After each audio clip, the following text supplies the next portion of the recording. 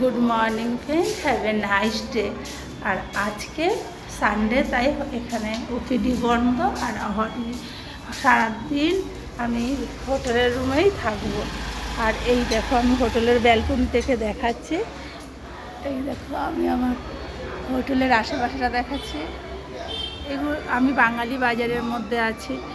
আর বাঙালি বাজারের মধ্যে কেন থাকি জানো? এইখানটায় এমন একটা বাঙালি বাজারের জায়গা, এখানে সব কিছু কাছাকাছি পাওয়া যায়, তাই কোনো প্রবলেম হয় না। আর এই যে এই রাস্তাটা দেখছো, এই রাস্তাটা দিয়ে এইটা আমাদের হোটেল থেকে নেমে এই রাস্তাটা, এই দেখো এখানেই অটোগুলো দাঁড়িয়ে থাকে। আর এই অটো করেই আমরা